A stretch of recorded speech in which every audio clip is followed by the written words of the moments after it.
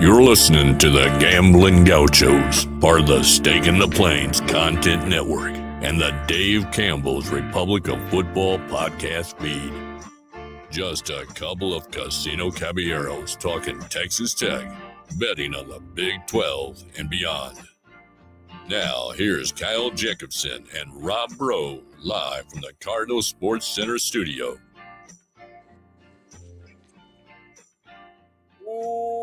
Welcome into the Gambling Gauchos. I'm Rob Bro. He's Kyle Jacobson.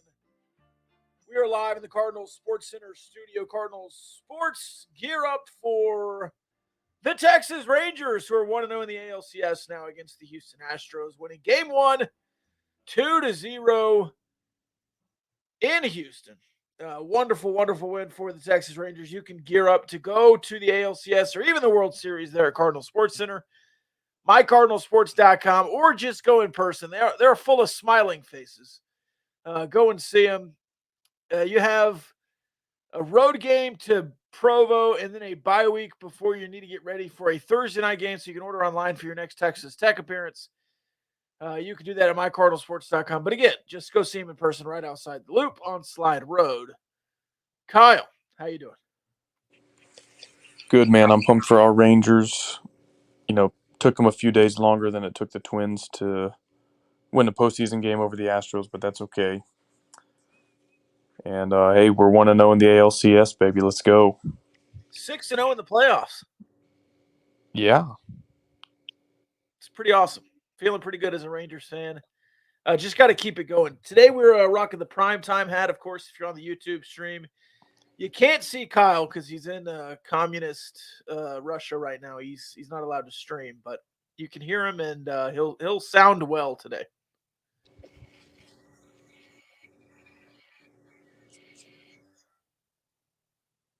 Maybe you won't be able to hear him. All right, Kyle, let's get into the game. Not the Rangers game. I wish we could just talk about the Rangers game, but we're going to talk about the Kansas State game. I'll be honest, I did not rewatch this game. I'm not going to rewatch the game. This is the first game of the year I've not rewatched. I rewatched the rest of the losses. And I don't really want to go through the drive chart either. I just want to get right into the basics of the game. Another brutal loss to Kansas State because they do what you want to do better than you do it. Agreed on all accounts. I also did not rewatch this one. I think it's the only one that I haven't rewatched. Maybe, yeah. I even rewatched Tarleton. Disagree with you on one thing, though. Say again what you just said about how Kansas State does better what they want to do or what we want to do. They do what I want Texas Tech to do better than what Texas Tech does. It is what I was trying to say. It's not what Texas Tech wants to do.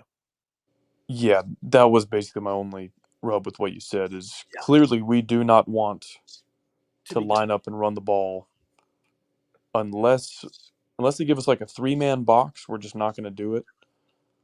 And I mentioned this on Patreon already. The play that just perfectly encapsulates why Kansas State is so much better than you is, I think it was you were winning 21-17 in the third quarter. You stuff them on 2 straight runs. You're playing it fine. On 3rd and 10, you call timeout. And so I'm thinking, okay, we better make good use of this timeout and draw up something to make sure we get the stop here, get the ball back. They were on the 30-yard line, so I guess they could have kicked a field goal. We come out of the timeout. They're in an empty set. And we have 8 men in the box. And Avery Johnson goes 30 yards, literally without a finger being laid on him. Untouched. And so we can get into this whole deal on how selective do you need to be when running the ball. Clearly, there's a point for us where we say that's too many men in the box. We don't like that look for this down and distance. We're not going to do it. Kansas State basically said, YOLO, we will move your 8 men out of the way with ease, and we will go score untouched. Now, we're a long ways from that mentality, but I would settle for like a happy medium. I would settle for, hey, there's 7 men in the box. This isn't a super favorable look, but we're still going to commit to being somewhat balanced, and we're going to be a little bit disciplined and committed in our play calling here. But apparently we're not even there yet. No, and Collier asked in the David Collier asked in the midweek press conference if basically the gist of the question. I mentioned this on the midweek show. You're getting bored of calling run plays, Zach Kitley, and Kitley said, as an air raid guy, yada yada. He is getting bored. He can't have a game, I guess, 2 in a row where he just commits to running the ball because it works. And you don't have to have more touches. You have to have a better selection of touches. That 4th and 3, anything else would have been better than a fade down the sideline.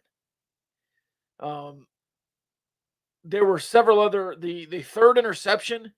Anything other than that play would have been a better play call. And again, on the play call stuff, I don't know if that's him or the quarterback, but good grief, it really felt like you were trying to press the ball down the field with tempo and a freshman quarterback, and I just did not understand that. I did not. You always talk about slowing down the game for a quarterback who is underwhelmed, and Jake Strong was underwhelming because he was being rushed at the line of scrimmage by his own offensive coordinator. Yeah, we didn't even go downfield, which I'm like okay with doing in a vacuum against Kansas State. We covered that in the preview that their secondary has not been good at defending explosive plays. But we didn't even do that when Morton was in the game. And then it was like, okay, we've established the run. Taj is at like, I don't know, 5.5 yards per carry on 15 carries. And now that we have a true freshman in the game, getting his first live action in his entire career, we're going to go vertical, vertical, vertical, vertical. It's like, if there was ever a time and place to not do this, it's right now. And you only had one offensive possession, your very last one, where the game was out of reach. Because even down 10, you were in the red zone. And, like, you cut it to 3 there, and it's game on for the last few minutes of the fourth quarter. And, again, like, that possession ended with a deep shot to the end zone on a clean set of downs when you could have just handed the ball off. Yeah, that third interception, you see Taj Brooks coming off the sideline saying, "What the F are we doing?" You see it clear as day. I'm not a lip reader, but I could read that. And he didn't go back in the game. Cameron Valdez had the last possession. So it's just frustrating. It was a frustrating game all around. And there were some articles written and whatever else about Taj Brooks doesn't need more carries. It's ludicrous to say so. Well, it's not. And if he's your best player, he's not really a game breaker speed wise, but when you can get 11 yards with 11 guys in the box against Baylor, why can't you do it against Kansas State? Why do you not even try? On 4th and 3 with trips to the left and only 2 people over there, throw a swing route and get to the sideline. Like, I don't know. I just am perplexed about a lot of things that happened in this game. Yeah, this is the second time that fans of the opponent that beat us after the game have tweeted at us and been like, hey, why did y'all go away from the run game? If I were a Tech fan, I'd be pissed that Taj Brooks didn't get more touches. I was worried that in the fourth quarter they were going to lean on Taj Brooks. To me, it's not an overstatement to say that we call plays in a way that is like exactly how our opponent wants us to call plays. And I mean that both in like a kind of a literal sense, but also, I mean, we openly admit that we allow the opponent to dictate what we're going to do on offense. And I know there are limits to this. Like, yeah, if there's a 4-man box and they've got like everybody double covered, yeah, it's a good run look. Like, you probably shouldn't throw it in that spot. If they've got 3 high safeties and everybody's manned up, like, you probably shouldn't throw there. But if anytime we see a 7-man box, especially if we have a tight end in blocking it like it's 6-on-7 and then you're trusting the running back to make a play against the 7th guy, and we just say, well, no, we didn't get a run look, we're not going to do it. I touched on this, I think, after the West Virginia game. It's just such a loser mentality that good teams don't employ. I hate that we do it. And again, like, there's limitations to all this. Yes, there are some spots where, like, you have one pass call, one run call, and you go with whatever the best look is. But when you have a running back like Taj Brooks, And over the last now 5 games, 6 games if you go back to Oregon, he just didn't do it at volume. You've had that much success running the ball. To me, like, it's just malpractice for him to not touch the ball 25 times in a game. And we kind of got better about that for a couple weeks there.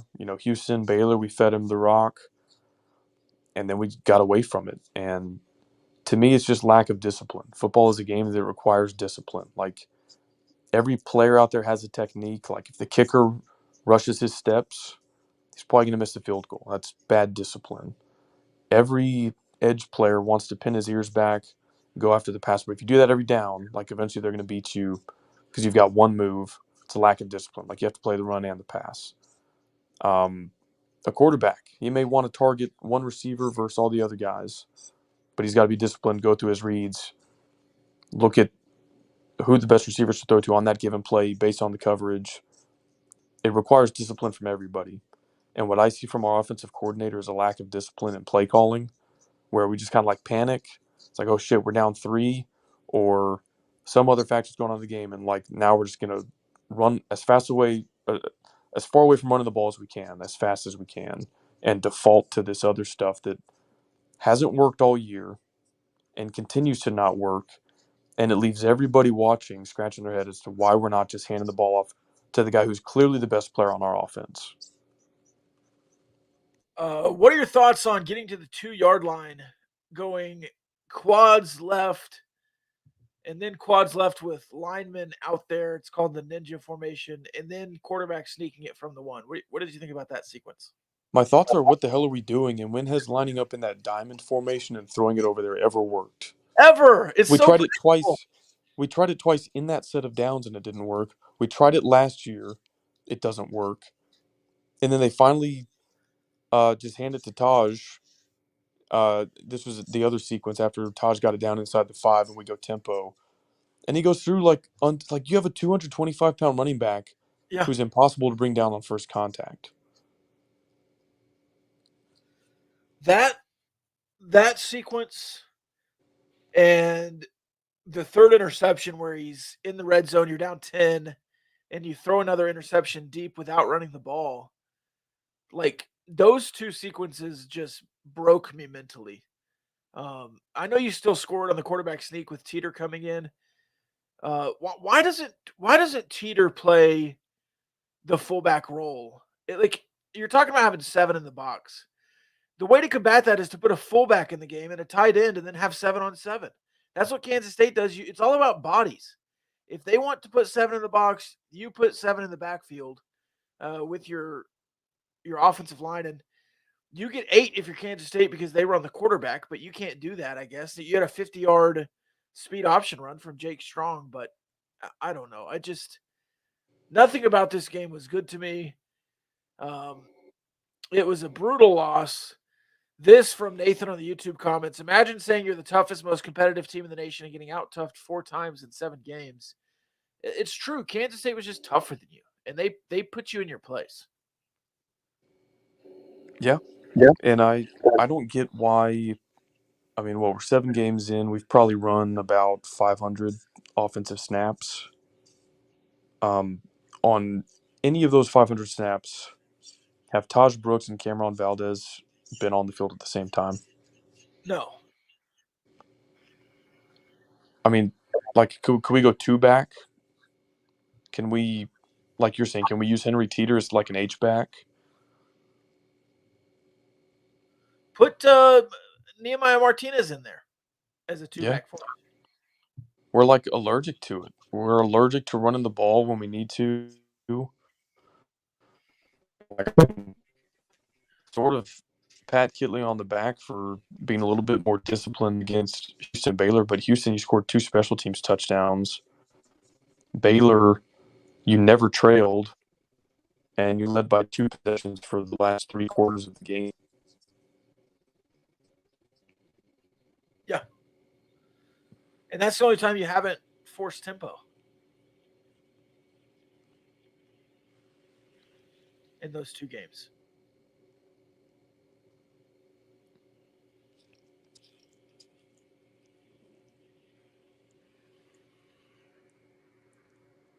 All right, Kyle. Any other thoughts on this game in particular before we, I guess, move on? We're kind of blowing through the post game here, but there's not much to say otherwise. Oh, we lost Kyle. All right, we'll wait for him to rejoin. Go back to the comments here for a second. Drove 700 miles to the game just for that to happen. To all people to lose to, it can't be Kansas State. They're the absolute worst. Well, they're not, because I think it's 8 out of 10 now that they've beaten you. It's frustrating. It really is. As we welcome Kyle back into the show, I've decided I'm going to put up a punching bag in my man cave game watching area. That's probably a good thing to have, especially if you're just imagine for a second over the last 3 or 4 years having to suffer through Texas Tech athletics, the Cowboys, the Rangers, the Mavs. I mean, it's been a brutal existence for a lot of the Texas Tech fans who have that kind of circle around their fandoms. Kyle, any other thoughts on the game? Yeah. I'm actually. Oh, I don't know where to start. There were some positives. I don't know if anybody wants to hear them right now. I thought Koy Aiken was really good. You just don't really have any receivers making plays right now, and he's sort of been the exception to that rule the last couple games. I don't blame Jake Strong for hardly anything. I'll put 1% of the blame on Jake Strong because he was out there, so everybody's responsible to some extent. But I think he was put in a terrible position. I don't think Kitley did him any favors whatsoever. And again, it's just an unforced error. The game was not out of reach. You could have slowed it down, run some clock, said, hey, we probably want to minimize the total number of possessions that we have to put a true freshman out there. So, maybe let's play ball control in the second half. Go out there maybe 4 times instead of hurrying up to try to make it 5 or 6. I think that's all I have to say about the offense. I'll, again, just reiterate that I think it's such a loser mentality to see a 7-man box and then just quit, wave the white flag and say, we refuse to run the ball against this look. One, it's just a bad kind of mindset when you're preaching to your team that we're so tough and they can't handle 60 minutes of us. Unless they have a 7-man box, then we probably can't handle it, even though they line up against an 8-man box and torch us for 30 yards untouched. What we always say to that, number 2, is that, well, they're giving us a pass look, so we're going to take what the defense gives us. Newsflash, we suck at throwing the ball. We're not taking anything that they give us. If we were taking anything from the defense, we wouldn't have 4 losses right now. And then 3, we saw the proof of this against Baylor. When you do commit to running the ball, and then they give you a pass look, when they give you a real pass look, when there's 8 men in the box, imagine the looks you can get when Taj Brooks has 25 carries and they know you're committed to the run and they know they need to dedicate extra bodies to stopping it. Imagine the looks you'll get at that point. And we saw it against Baylor. They bring 8 guys. We suck them in with play action. Baylor Cup's wide open for a wheel route. We play pitch and catch for 7 points. We didn't do that against Kansas State. And we didn't try, which is the main beef I have with all of it. A couple of comments here. The 3 passes on Jake Strong's first possession, 0 for 3, then a punt. You did not throw more than 30 times in your 2 wins previously. You threw 28 times in the second half with Jake Strong. Now, yes, you're behind, but I don't know, 14 of 21 in the first half, 16 of 28 in the second half, 298 yards, a touchdown and 3 interceptions, all from Jake Strong. You broke Taj Brooks' 100-yard game streak just because he didn't run on the last couple of drives. I don't know. Here's this question. Is Joey not overruling Kitley in the game plan? We talked about it on the Joey McGuire, this worried us both, and we probably didn't get too worried about it at the time, but it really is coming back to be a big problem for me. The Joey McGuire impressions video that Texas Tech football put out, where everybody just says, we want to go fast, because that's what Joey was preaching all offseason.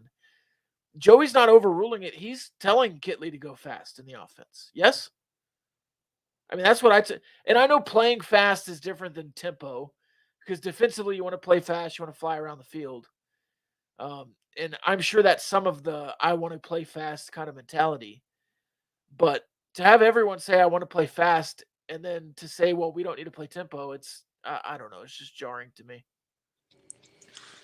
Yeah, Joey's in an interesting spot, and he basically dodged questions in his post-game press conference because everybody's asking him, do you feel like you went away from Taj too soon? Do you feel like you could have run the ball more? Do you think you have a balanced enough approach? And he just pivots to well, the defense, you're not going to win many games giving up 279 yards rushing. And that's true, but you're the head coach, you're accountable to all this. And if your offensive coordinator isn't calling a balanced enough game, you need to answer for that too. There's not one thing that lost you this game. So yeah, giving up 279 yards rushing didn't help, but that wasn't the question that was asked of you. What was asked of you is, are you running the ball enough? Did you go away from Taj too soon? I would be for a very pointed question. Why a 30-yard shot downfield on 4th and 3 with a true freshman quarterback? What was the thinking that went into that? What was the justification? Why was that a better play call than handing it off, running a mesh concept to the trips at the top of the field, punting? You have other choices there. And if Joey's not going to answer that in the postgame press, I don't know, I would like to see the media be a little bit more, I don't know, hold his feet to the fire. That's what the postgame presser is there for, right? For the coach to explain himself on some stuff, what went right, what went wrong. And I would love answers to that. And I think that Joey is probably trying to do what a good coach should do and take up for his staff and not throw people under the bus. But I also think some of these are questions that deserve answers. Yeah. I mean, you definitely should have to answer for why did you throw a deep fade on 4th and 3 in your own territory. I mean, that just seems like an easy answer. Yeah, I mean, we know tough answer, but an easy question. We know why the decision to go for it, analytics, but the call, you can call 100 different plays there. Why that one? With all the context, true Right. freshman quarterback, your receivers haven't won a downfield one-on-one battle all year, et cetera, et cetera.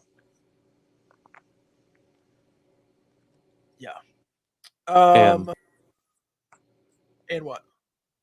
How do I want to phrase this? The people calling for change on the offensive side of the ball, nothing is going to happen until the end of the year. And so at least I'm personally not going to harp on that every single week. And I think that's probably part of where Joey's mind is at when he's answering questions like that, is sort of he's not going to outright say this, but we'll assess everything at the end of the year. If we need to make some sort of change, then we will.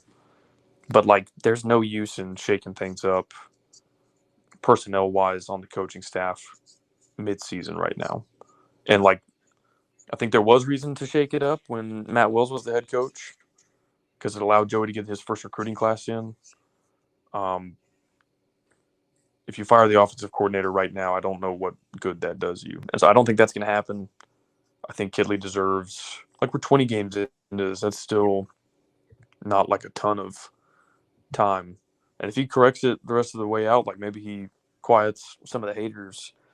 But until the end of the season, what can be done right now is sort of my message to the fans, just calling for people's heads. Yeah, it's not going to happen mid-season, so why harp on it every week? Have we seen a 3-and-out where Taj Brooks runs it 3 times? I think so. How many 3-and-outs do we have throwing it 3 times? A lot more than we have when we run it at least once or twice. Oh man. Matt asking about a midseason offensive coordinator change. Talk about that. Do what? Yeah, who the hell's going to call the plays? Yeah, that's my thing. And even a postseason change. Who are you hiring? Like that's my whole thing. I'm not going to talk about firing a guy. When we wanted to fire Matt Wells, we had options to bring to the table. I don't have a list of offensive coordinators I want right now to just say, all right, this isn't working. Here's who I want. Here's who I would prefer. This is the offense I want to run. Now, I do have some ideas on the offense, but I don't have a list of names that you can go get, so I'm not going to do that. I'm not prepared to. Oh, we lost Kyle again. Kyle, do you regret the Atmo? I'm sure he does not. Kyle does not regret many things. We'll ask him that when he returns. There's nothing major you can change offensively at this point in the season. I would agree with that as well. But you can let let the offense cook. I mean, if he has a big finish, you were bad early last year, and you finished strong, and that quieted a bunch of the early talk. So you can finish strong again. You can go 4-0 to finish the year. Does it seem like that's going to happen? No, but you can. Kyle, you back?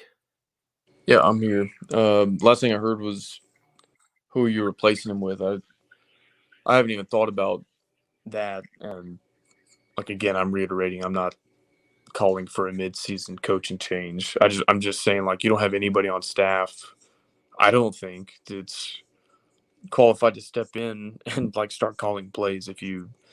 So I know that's like the knee-jerk reaction among fans is like, oh, fire Kitley. Don't think it's wise to do that mid-season. And like there's a lot of steps in between just um firing the guy and like accepting that we're gonna throw the ball on 70% of our plays. Like, I mean, Joey could more or less put him on a pitch count, say like, you need to incorporate X, Y, and Z into the game plan. We need to run it X amount. Um, barring some pretty extreme game flow, situational type stuff. Like, yeah, if we're down by 20, throw it out the window, and we've got to throw the ball to catch up. He could hire a co-offensive coordinator, like a run game coordinator. There's a lot of different avenues you could go to improve the offense. You could switch up some position coaches. So I don't think it's just a binary choice of like, oh, we're stuck with this tempo, no identity, throw the ball sideways crap, or fire Kitley. I think there's options A, B, C, and D in between.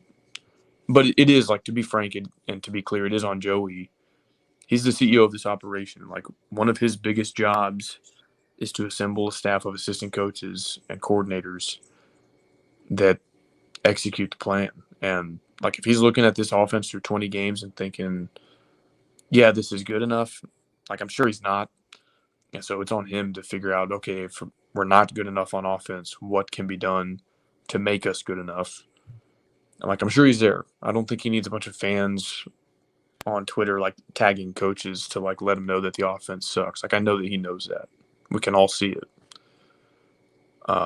So anyway, I guess I'll leave that there for now.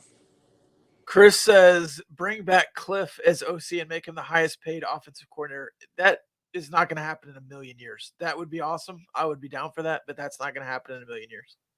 Here's the criteria for the next offensive coordinator whenever that day comes. No leech ties, no air raid ties, no up-tempo, no Texas Tech ties. Yeah. I would rather have some high school coach than one of these air raid guys coming back. But I know, like, when that job is vacant, people's hot board list is going to be like, well, you could go Cliff Kingsbury, Graham Harrell, Sonny Cumbie. It's like, no. Like, let's get some guy that nobody's ever heard of in a good way. Like, we do not have to run. We are not beholden to this identity until the end of time. We can do something different. And most of the teams that are finding a lot of success on the offensive side of the ball are not doing this kind of throw it sideways crap. Like David Yost got fired for a reason, and Florida International sucks for a reason. I hate this offense. And it doesn't have to be this way. Like we saw for 2 games. Yeah. It was not that way. It took a quarterback spraining his shoulder for us to go, oh, maybe we shouldn't throw it so often. It worked better than anything we've done all year. And then when we get the chance with a true freshman throwing his first passes ever, we decided just to air it out and throw it 50 yards down the field for some reason. It makes no sense to me. Yeah. How surprised were you when the sun came up today? I was not surprised at all. Not that doom and gloom after. I feel like I actually have more perspective than most fans. I don't know. Maybe I just reached the point of acceptance earlier. Like I knew we weren't going to win that game. Yeah. I don't know. I feel like some Tech fans, even when we're sitting at 3-4, it just like shocks them on Saturday when we lose. Yeah. And I don't know. Yeah. Anyway. This is what it is. All right, you ready for a mailbag? Yeah. You know what else I'm ready for? What are you ready for? Some Rajino barbecue. Rajino barbecue open Tuesday through Saturday, restaurant side. They're open 7 days a week on the market side. Go out there, get you some barbecue Tuesday through Saturday. They've got black plate specials. They've been doing chicken fried steak sandwiches. They've had some tacos. They've had some barbacoa. It just looks amazing every time I see it. They had the Rajino Philly, which looked amazing. Go out there, check it out. They've got specials all the time. You can get some sandwiches, or you can go get you a triple meat combo platter for the real men at Rajino Barbecue, RajinoBBQ.com. Search them out on Instagram as well, Rajino BBQ. You can order online and get it ready right when you're there, so you don't have to wait in line. It's a beautiful time at Rajino Barbecue. All right, let's do the Matador Transit mailbag.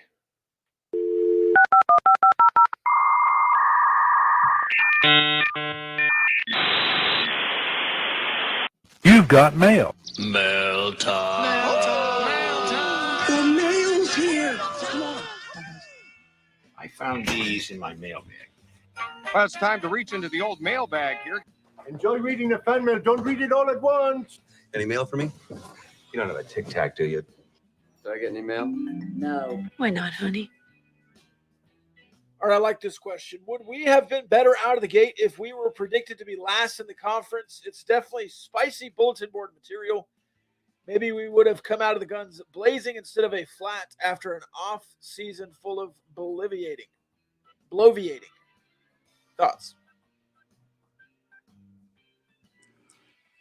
I am pretty much at the point where I think no matter what the noise and chatter is around the program, I think that's just all irrelevant. So I don't even know how to answer the question, to be honest with you. Joey certainly didn't think it was irrelevant, though. I mean, I would like to see this team with a little more fight, and maybe you get that instead of eating the cheese all off season.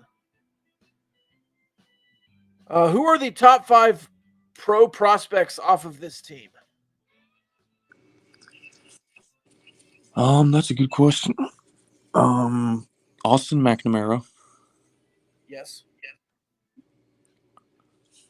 I saw Dadrian Taylor Demerson get a little bit of love from one of those Senior Bowl type guys. Yeah. I feel like Hutchings is probably not going to get a fair shot because he's 5'10". In terms of pro prospect, I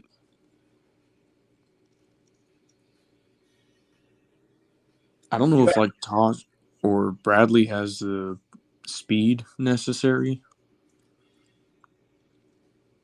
I think Taj is probably the next one on the list after McNamara and Rabbit. And I think Steve Linton still has the tools that will have him at least at the combine. Jerome Bradley has the height and weight measurables, arm length, hand size measurables that are going to get scouts' attention, but I don't know if that's enough. Again, no clue on measurables. A lot of this will probably depend on development, but Ben Roberts is one of the most impressive freshmen you've had at any position in 20 years. Yeah. So who knows what he could kind of turn into 2 or 3 years from now. What would be your closer entrance song, and what is your out pitch? Out pitch is definitely the Ephus. And 12-6 hammer curve. I'll stick with like the Rangers theme. I'll go with like My Sacrifice for the run out song. I go Nazareth, Hair of the Dog. If you know, you know. Would also consider Kashmir by Led Zeppelin. Nice. How many crimes would you commit before becoming an A&M Yell leader? Why do we get crime questions? I'm not committing felonies. I would just be a Yell leader. I'm not a crime guy. I don't want to be a Yell leader, so 0. Yeah, I don't. But that makes it sound like you have to commit crimes in order to earn a spot as a Yell leader, but that's not what I aspire to be in life. No, that's true. Can we pull together to get one of the new end zone suites for the Parlay Picador exclusive access? That would be awesome. That would be awesome. Is this...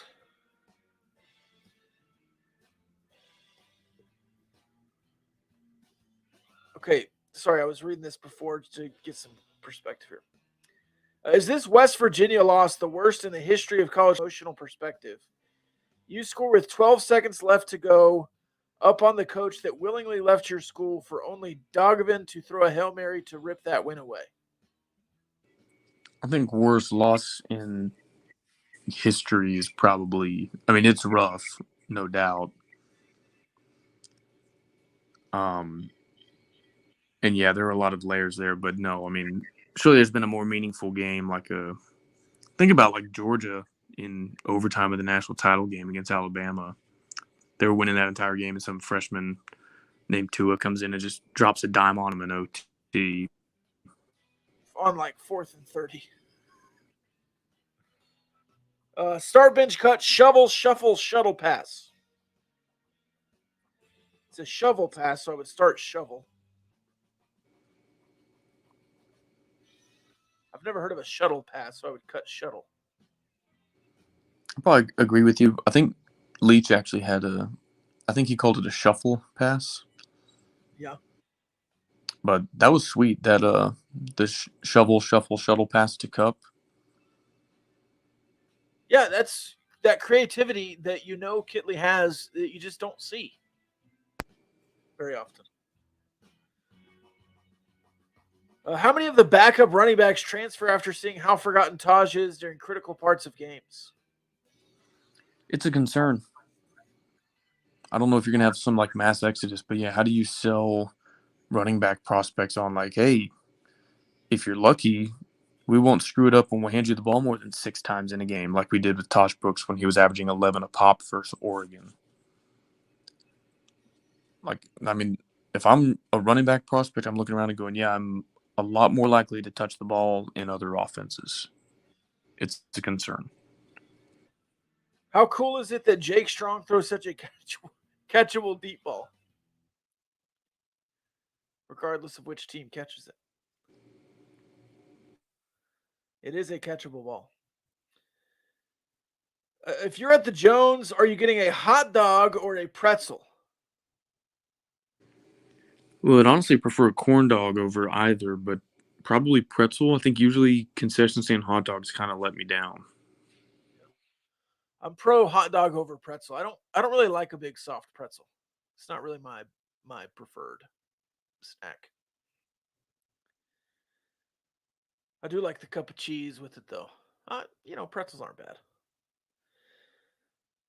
Why is Kitley still on the coaching staff? Well, we answered that one. It's really hard to have a midseason change, and I I really don't think that Kitley has been that bad to justify a midseason change. I mean, he's not been perfect, but I don't think he's been bad enough to fire. Do you, Kyle? Immediately? Not mid-season, and like people aren't going to want to hear this, but last year you finished 93rd in yards per play, which in my opinion is kind of like probably the best metric for like is our offense working on a down-to-down basis. You managed to win 8 games despite that. I think because you figured some stuff out toward the end of the year and sort of got a little bit creative in how you won games. This year up to I think like 60-something, 63rd maybe when I looked. And it doesn't sound like a huge leap, but you're up like 0.6 yards per play. So I don't know, like in that sense, the offense is improving. It's not translating to wins. We're not as balanced run pass as we all want to be. I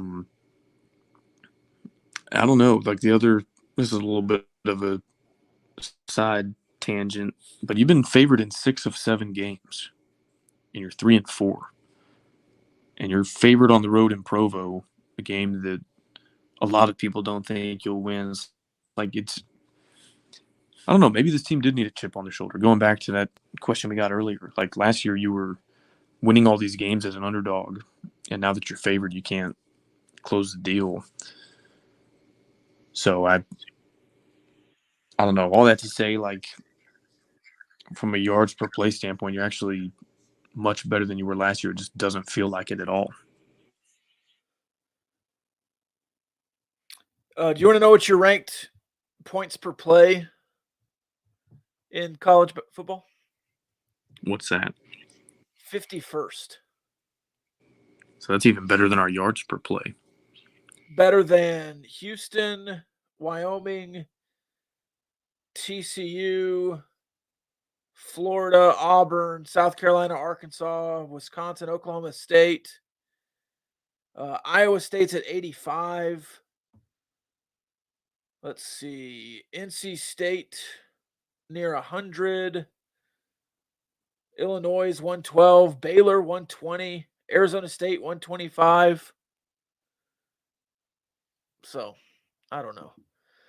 The offense hasn't been bad. It's just not been consistent, in my opinion. When has it been most consistent? When you ran the damn ball. Thanks for setting me up for that one. That's the part that chaps my hide is like, it doesn't have to be this way. We have literally never, through 7 games, we have never seen a scenario where we go, you know what, we ran the ball too much. They were loading the box. We should have gone away from it sooner. We should have thrown it more. But in all 4 losses, we're left wondering, what if we had run the ball more often? And the Kansas State one is the first one where like your defense was also getting torched simultaneously while all this is going on. So maybe it wouldn't have made a difference in this one. But what was it? He had 3 carries in the first half against West Virginia. He had 6 versus Oregon. We weren't that committed to it against Wyoming. So I don't know. It's like, I guess we're improving over last year on some of these points per play, yards per play stuff, but it feels like we could have an even higher ceiling, and we just kind of like choose not to based on the play calling. It's frustrating. It is frustrating. I was trying to say, let's see, defensively, opponents' points per play. I was trying to look that up, see if you're better or worse. 73rd points per play, but less than the offense. So your defense is better than the offense points per play, 3.98 to 4.17, but you're about average both ways. I would love to see that adjusted for field position. Yes. Because I think we put our defense in bad spots all the time, and we're like, oh, they gave up 30-something points. It's like, well, yeah, but we also let the other team have the ball on our own 40 because we called a 30-yard fade on 4th and 3. Woof. All right. Somebody else asked, and I don't see it here, but should you have put the money into baseball or soccer instead of Texas Tech, the $200 million instead of football? No, you should have put it into football. You changed from turf to grass on the soccer pitch. So you did put quite a bit into the soccer team as well this offseason. And then you put $12 million into a baseball facility. So it's not like you're neglecting those other teams to put $200 million into the football program. But you would like to see that return on investment. All right, Kyle, I guess final thoughts. Are kind of blowing through this one. Wasn't there a basketball question in the mailbag? Was there? Let's see. Oh, that you put in there. Yes. Let me go back to it. Sorry. Oh, apparently there's a bunch more questions that I didn't get to yet. What was I looking at? Basketball, would you take being the last team in right now, or would you roll the dice inspired by Joe Lenardi? I would roll the dice. I think I would take it at this point. Last team in. Going to Dayton? Yeah, I think some of those teams actually find pretty good success once they get there. Like you'd have a winnable play-in game, an 11 seed versus an 11 seed. Like the way I view a Big 12 team in that spot is like, okay, we were extremely battle tested. Yeah, we're not as good as Kansas, Baylor, Houston, but like we're going to be better than the second or third best team in a lot of these conferences. So you win the play-in game, then you get a 6. That's a winnable game, and then who knows from there. So I think year one, making it to the tournament would be huge. So I would take it right now. Now, if you told me like losing a play-in game or roll the dice, I might roll the dice. But even then, I would think long and hard about it because I think making the tournament is pretty good feather in your cap. Coming out of the best conference in the country and year one after having to blow up the whole thing. So I would still give that some pretty serious thought. You need to win 3 games to make a bowl. Where do you see those wins? Well, you are favored in Provo. And we'll save, I guess, some of those thoughts for Wednesday. And then you've got 2 games in Lubbock. So I would say start there. Like the next one, obviously, because you don't want to fall even deeper in the hole. And like winning in Lawrence or Austin isn't going to be any easier than winning in Provo. So yeah, you need this next one really bad, and you need to quit losing in Lubbock. That for sure. You have to win a road game because you only have 2 more left at home. What could you have achieved in your life if you hadn't spent so many hours focusing on something as stupid as sports? I don't know. Some hobby. Probably playing the piano or something. I've given this some thought. I feel like I've done all right in my career. I've got a really good family, so I don't really want for a ton. But yeah, you do put a lot of hours into this, and like especially a football season that we all thought had a lot of hype and excitement and promise to turn out like we're 3-4, looking for enough wins to reach bowl eligibility. It's kind of like, yeah, why did I put so much time into this? So I don't know. Maybe I'll come up with a good answer to that in the off season. Come up with a new hobby. Hey, I believe the soccer team today, Texas Tech Soccer, clinched a share of the Big 12 title. So there's that. I think they need somebody else to lose to win it outright. I think is what I saw. Seeing Scarlet's in the comment section, they can help me out there. Do we deserve this curse for going under 500 with Mahomes at quarterback? Ain't no curses. Ain't no curses. Is the John Walker Soccer Complex more feared than the Jones? Hey, I was going to ask you this. Did you hear the reasoning that Petrus Papadakis said they were going with Avery Johnson more in this game? Yes. What were your thoughts on that? Basically, to paraphrase, he said, with the end zone construction and the current state of Texas Tech football, it was a good spot for them to put in the freshman. Like, it was not intimidating at all. He's right. That's it. I mean, the truth might hurt a little bit, but how many of these night game blackouts in a row have we lost? We play it up like it's just really tough. Like, we've all got the 2008 Texas game in our minds. It's not what it's like in that stadium. We have a good number of fans show up, and we have a cool light show now. The Jumbotron is huge and it's loud, but plenty of teams over the last 15 years have come into the Jones and handled it just fine. So I hate to say it, but like, if there's evidence out there that we're a really tough home environment, and I know we went 6-1 at home last year, but that was kind of the exception over the last decade plus. If there's evidence out there showing that we have some incredible home field advantage, I would love to see it, because it doesn't feel that way. And I also think the data would not support that argument. That's tough. Probably true, though. Texas Tech soccer needs to win in Ames on the 23rd to win the Big 12, or BYU lose one of their next two, but unlikely. BYU is really good. Just win, and it's ours. That's from Seeing Scarlet. So Texas Tech soccer undefeated still on the season. Couple of draws. Really, really good.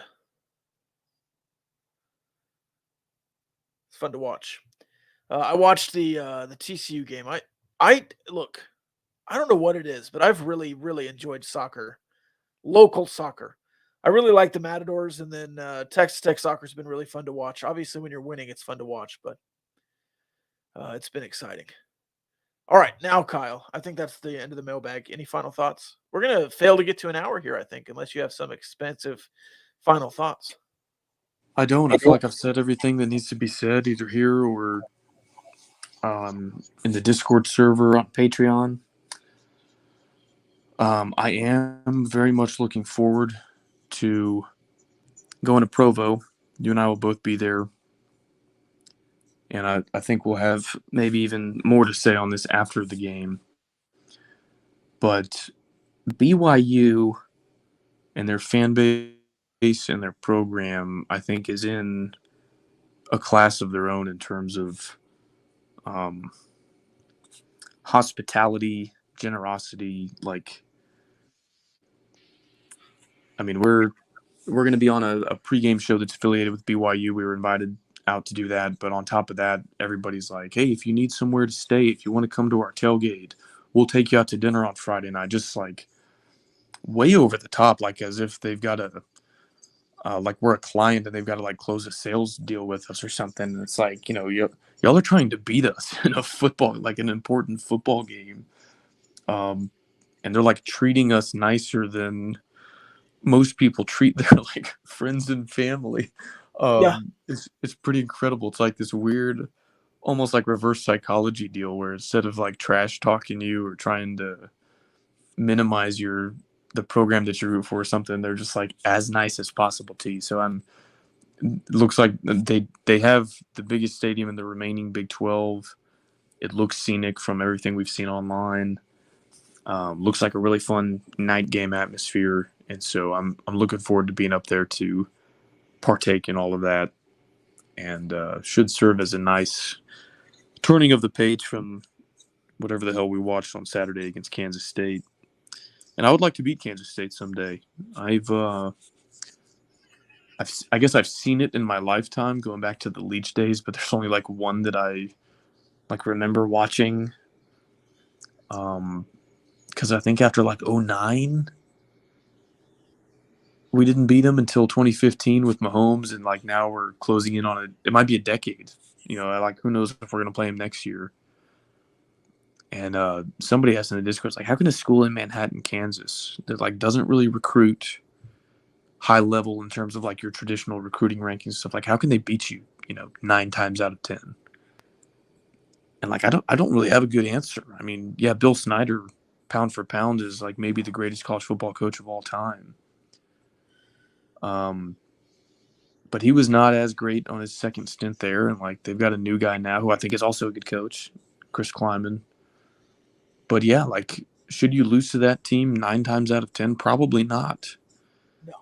And it's because they can look at an 8-man box with a freshman quarterback in empty and score untouched.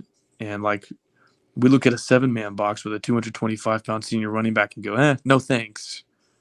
But also we're the toughest team in the country. It's like having a hard time squaring that. So yeah, I would love to beat Kansas State someday. Maybe soon. Certainly would be nice. And in the meantime, I guess we'll just have to go enjoy some Cougar Tails. Hell yeah. Do you like maple donuts? Probably not my cup of tea, but win in Provo. Win in Provo. Do as the Provians do. If they come into the visitor section and try to hand me the free ice cream in the third quarter, and Taj is at like 6 carries for 48 yards, I'm probably gonna just throw it at somebody just out of rage. So I hope that some unsuspecting, Slap it out of your hands. wholesome, kind, sweet BYU fan doesn't get the brunt of my temper tantrum. Oh my gosh. Yeah. Jake Strong will be 27 for 48, and Tosh will be like 4 carries for 26 yards.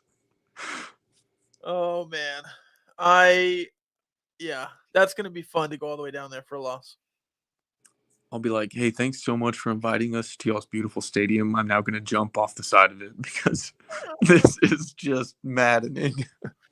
All right, we're doing the preview here. We need to wait for Wednesday to do that. Yeah, you're right. It'll be fun. We'll get our shit together and be more positive Wednesday, hopefully. Yeah. All right. That's all I got. You said it all, Rob.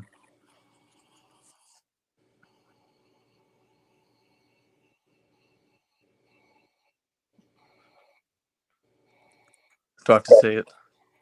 Love y'all.